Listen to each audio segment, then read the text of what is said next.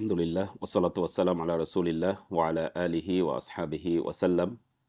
আজকের আসরে আমরা আলোচনা করব জাকাতের হকদার কারা। এই বিষয়ে লেখক শেখ মোহাম্মদ বিন সালেহ আল উসাইমিন রাহিমাহুল্লাহ তিনি প্রসিদ্ধ সূরা তাওবার ৬০ নম্বর আয়াত নিয়ে এসেছেন, যেখানে আল্লাহ সুবহানাহু ওয়া তাআলা খুবই পরিষ্কারভাবে জাকাতের খাতগুলো উল্লেখ করেছেন। আল্লাহ সুবহানাহু ওয়া তাআলা বলছেন, ইন্নামাস সাদাকাতু লিল ফুকারা, নিশ্চয়ই সাদাকা হলো বা জাকাত হলো ফুকারাদের জন্য, ফকিরদের জন্য, ওয়াল মাসাকিন এবং মিসকিনদের জন্য, ওয়াল আমিলিনা আলাইহা এবং জাকাত আদায়ে নিযুক্ত কর্মচারীদের জন্য, ওয়াল মুআল্লাফাতি কুলুবুহুম এবং হৃদয় আকৃষ্ট করার জন্য ইসলামের প্রতি, ওয়াফির রিকাব এবং দাসমুক্তির জন্য, ওয়াল গারিমিনা এবং ঋণগ্রস্ত ব্যক্তির জন্য, ওয়াফি সাবিলিল্লাহ এবং আল্লাহর রাস্তায়, ওয়াবনিস সাবিল এবং পথচারীদের জন্য। ফারিদাতাম মিনাল্লাহ, এ বিধান আল্লাহ সুবহানাহু ওয়া তাআলার পক্ষ থেকে নির্ধারিত। ওয়াল্লাহু আলিমুন হাকিম, নিশ্চয়ই আল্লাহ সুবহানাহু ওয়া তাআলা জ্ঞানী এবং প্রজ্ঞাময়।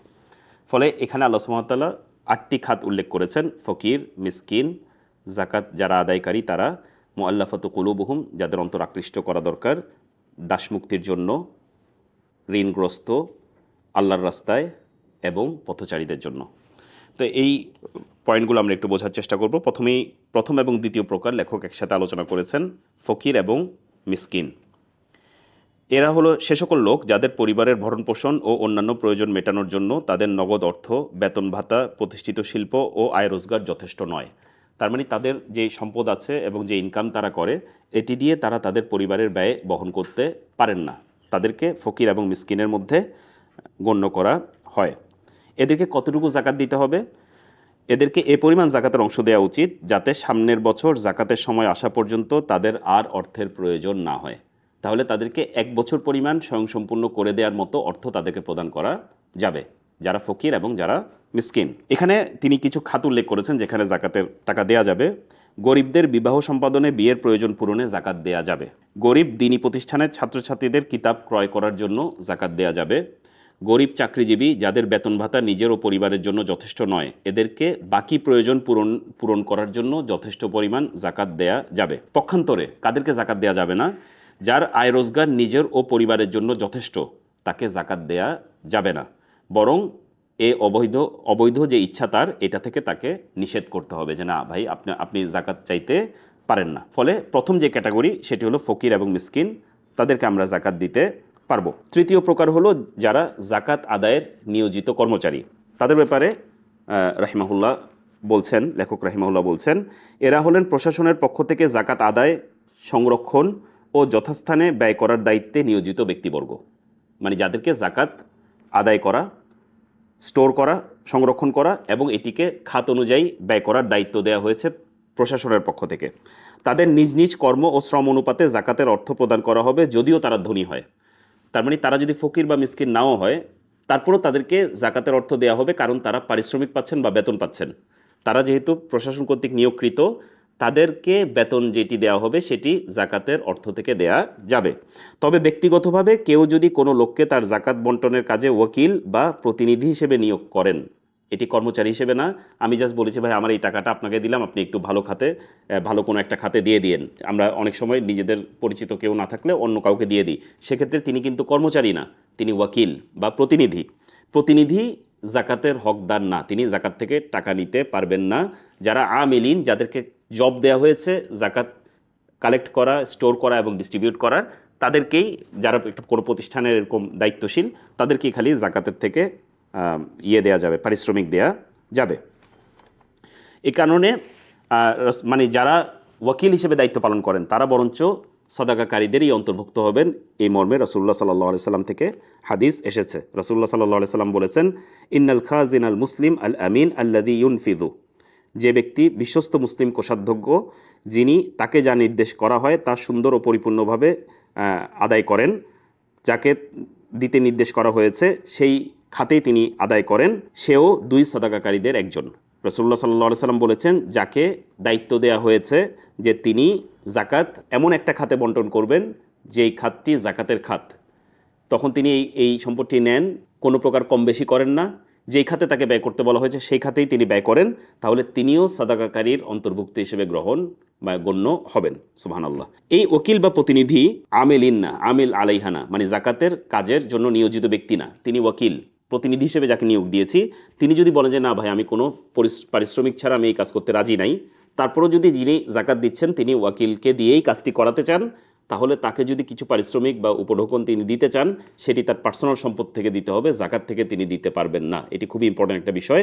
আমি যখন কাউকে বলবো ভাই আমার জাকাতটা একটু দেন, তখন যদি আপনি বুঝেন যে না তাকে কিছু এক্সট্রা টাকা দিতে হবে, ওই টাকাটি আপনি জাকাত থেকে দিতে পারবেন না, এটা পার্সোনাল সম্পদ থেকে দিতে হবে। কিন্তু আপনি যদি কোনো প্রতিষ্ঠানে দিয়ে দেন, যেমন সিএফসিকে আপনি যখন টাকা দিয়ে দিবেন, সিএফসি যদি এখানে কিছু কর্মচারী নিয়োগ করেন যারা এই জাকাতগুলো ম্যানেজ করা, কালেক্ট করা, স্টোর করা এবং এটাকে বন্টন করার কাজে ব্যবহার করবে, তখন কিন্তু তারা চাইলে এখান থেকে বেতন দিতে পারবে, কারণ তারা ওয়াকিল না, তারা আমিলিনা আলাইহা।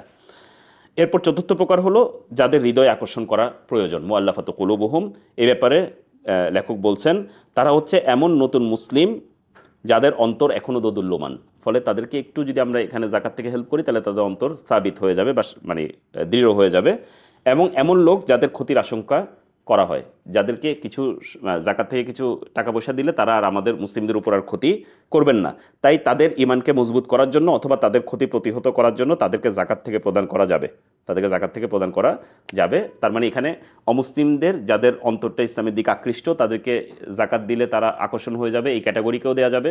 কোনো মুসলিম যারা এখন মাত্র নতুন করে ইসলাম কবুল করেছে কিন্তু তাদের অন্তর এখন ইসলামের উপর প্রতিষ্ঠিত হয়নি সেভাবে, তাদেরকে প্রতিষ্ঠিত করার জন্য জাকাতের টাকা দেওয়া যাবে। অথবা এমন কেউ যার কাছ থেকে আমি অনেক ক্ষতি আশঙ্কা করছি, বড় ধরনের ক্ষতি আশঙ্কা করছি, তাকে যদি জাকাতের থেকে কিছু টাকা দেওয়া হয় তাহলে সে আর ক্ষতি করবে না, কারণ সে আমাদের একজন ওয়েল উইশার হয়ে যাবে, সেক্ষেত্রেও তাকে জাকাতের টাকা দেওয়া যাবে এই খাতে, মুআল্লাফাতু কুলুবুহুমে। আপনারা আরও ডিটেলসে পড়ে নেবেন পরবর্তীতে। পঞ্চম প্রকার হলো দাস মুক্তির জন্য দেওয়া যাবে।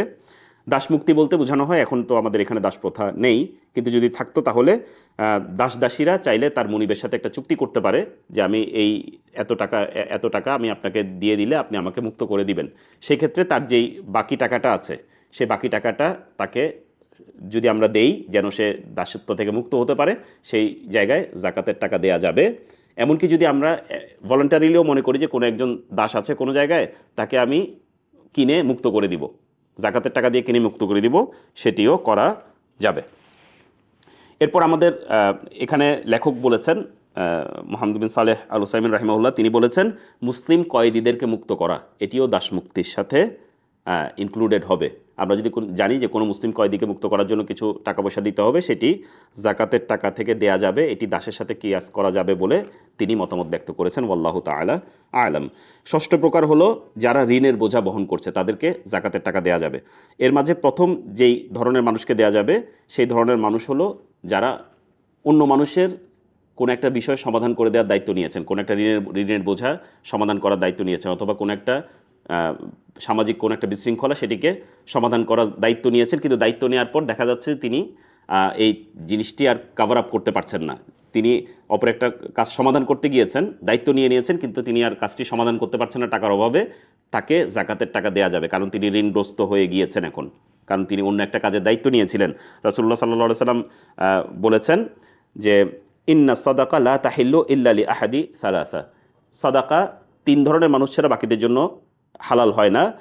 রাজুলুন তাহাম্মালা হামালাতান, কোনো ব্যক্তি যে অন্য কারো কোনো একটা বোঝা বহন করেছে, ভার বহন করেছে, ফাহাল্লাত লাহুল মাসআলা, তখন সে চাইলে অন্যদের থেকে চাইতে পারবে, মানে জাকাত চাইতে পারবে, হাত্তা ইউসিবাহা, যতক্ষণ পর্যন্ত না সে ওই কাজটি করে দিতে পারে। অন্যের পরোপকারের জন্য যেই ওয়াদাটা সে করেছে সেই ওয়াদাটা আদায় করার আগ পর্যন্ত সে জাকাতের টাকা নিতে পারবে। সুম্মা ইউমসিক, তারপর যেন সে থেমে যায়, কারণ এরপরে তার আর জাকাতের টাকা নেওয়ার কোনো হক নাই, সে অন্যকে, তাহলে এরকম আমরা করতে পারবো।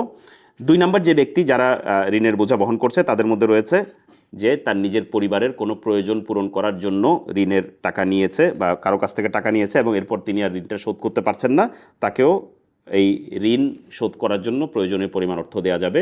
এমনকি যিনি ঋণ দিয়েছেন তাকেও সরাসরি এই টাকাটা দিয়ে দেওয়া যাবে যেন তিনি এই ঋণ থেকে মুক্ত হয়ে যান, যিনি ঋণগ্রস্ত তিনি ঋণ থেকে মুক্ত হয়ে যান।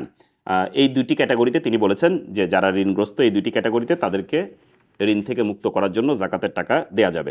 সপ্তম প্রকার হলো আল্লাহর রাস্তায়, আমি সরাসরি লেখকের কথাই বলছি, আল্লাহর রাস্তায় বলতে জিহাদ ফি সাবিলিল্লাহ বোঝায়, যে জিহাদের একমাত্র উদ্দেশ্য আল্লাহর বাণীকে সমুন্নত করা, ইলাউ কালিমাতিল্লাহ।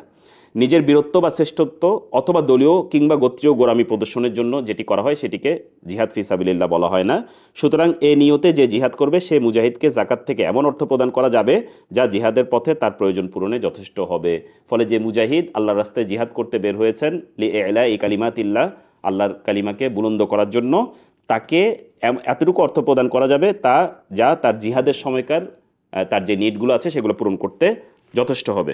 অথবা ইসলামের সাহায্য ও তার শত্রুদের বিতরণ এবং আল্লাহর বাণীকে বিজয়ী করার জন্য আল্লাহর রাস্তায় জিহাদকারী মুজাহিদদের জন্য জাকাতের অর্থ থেকে যুদ্ধাস্ত্র এবং যুদ্ধ সামগ্রীও কিনে দেয়া যাবে। ফলে তার ওই মুজাহিদকে যেমন দেয়া যাবে, মুজাহিদের জন্য যে লজিস্টিক্স দরকার যুদ্ধাস্ত্র এবং যুদ্ধ সামগ্রী, এই ক্ষেত্রেও জাকাতের টাকা দেয়া যাবে।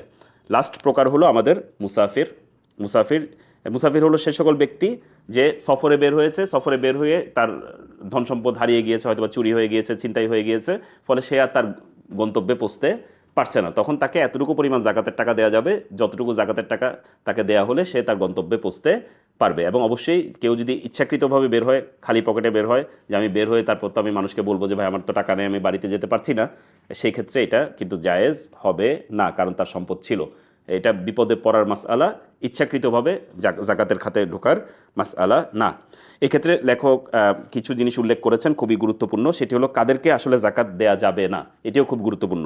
এক নাম্বার, কোনো ক্রমেই, আমি একদম উনার কথাগুলোই পড়ছি যেন আমাদের কাছে ক্লিয়ার হয়, কোনো ক্রমেই জাকাতের সম্পদ কাফেরদেরকে দেওয়া যাবে না, তবে যদি তাদের মন আকৃষ্ট করার জন্য হয় তাহলে তা ভিন্ন কথা। অনুরূপভাবে কোনো ধনী লোক যার কাছে তার প্রয়োজন পূরণের ব্যবস্থা রয়েছে, যেমন ব্যবসায়ী, কারিগর, শিল্পী এবং নিয়মিত বেতনভোগী, প্রচুর ফসলের মালিক অথবা অত্যাবশ্যক খরচ মেটানোর ব্যবস্থা রয়েছে এমন ব্যক্তি, তাদের কাউকেই জাকাতের সম্পদ থেকে দেয়া বৈধ হবে না। তবে তারা যদি জাকাত সংগ্রহের জন্য রাষ্ট্র কর্তৃক নিযুক্ত কর্মচারী হয়, অথবা যদি তারা আল্লাহর পথে জিহাদকারী হয়, অথবা কোনো ধনী ব্যক্তি যদি সামাজিক সমস্যার সমাধান করতে গিয়ে ঋণগ্রস্ত হয়ে যায়, তবে ধনী হওয়া সত্ত্বেও তাদেরকে জাকাতের সম্পদ দেওয়া যাবে। তাহলে এই তিনটা ক্যাটাগরিতে ধনী হওয়ার পরেও জাকাতের সম্পদ দেওয়া যাবে। একটি হলো কেউ যদি মুজাহিদ হয়, আরেকটি হলো কেউ যদি জাকাত আদায়কারী হয়, মানে রাষ্ট্র কর্তৃক নিয়োগপ্রাপ্ত, সে ধনী হলেও সে জাকাত পাবে। আর 3 নাম্বার হলো যদি সে সামাজিক কোনো সমস্যার সমাধানের জন্য দায়িত্ব নিয়ে নেয় নিজের কাঁধে। উপরের বর্ণিত কাজগুলো ব্যতীত অন্য কোনো ওয়াজিব কাজ সম্পাদনের জন্য জাকাত থেকে ব্যয় করা যাবে না, খুবই গুরুত্বপূর্ণ। সুতরাং কোনো মেহমানকে মেহমানদারির জন্য জাকাত থেকে টাকা দেওয়া যাবে না। আমার বাসায় মেহমান আসলে আমি বললাম জাকাত থেকে তাহলে একটু খরচ করে দিই, এটা হবে না। অনুরূপভাবে যাদের খোরপোশ তার উপর ওয়াজিব, যেমন স্ত্রী বা নিকটাত্মীয়, তাদেরকে তাদের জন্য খরচের পরিবর্তে জাকাত থেকে দেওয়া যাবে না, স্ত্রীর উপর আমি দিতে পারবো না। এভাবে আমরা যাদের দায়িত্ব আমার উপর রয়েছে, আমার পিতামাতা, আমার নিকটাত্মীয়, তাদেরকে জাকাত না দিয়ে আমার নিজের সম্পদ থেকে দিতে হবে। কিন্তু এমন নিকটাত্মীয় যাদের ভরণ পোষণ আমার উপর ওয়াজিব না, তাদেরকে আমি জাকাত থেকে টাকা দিতে পারবো। তো আমরা সংক্ষেপে আজকে আমাদের জাকাতের যে খাতগুলো রয়েছে সেই খাতগুলো নিয়ে আলোচনা করলাম। অবশ্যই এগুলো নিয়ে আরও বিস্তারিত জানার জন্য আমাদের পড়ালেখা করা দরকার, এবং আমাদের নিজের যদি কোনো মাসআলা থাকে আমরা আমাদের কোনো সম্মানিত শেখ থেকে আমাদের উত্তরগুলো জেনে নিব। সুবহানাকা আল্লাহুম্মা বিহামদিকা আশহাদু আল্লা ইলাহা ইল্লা আনতা আস্তাগফিরুকা ওয়া আতুবু ইলাইক। আসসালামু আলাইকুম ওয়া রাহমাতুল্লাহ।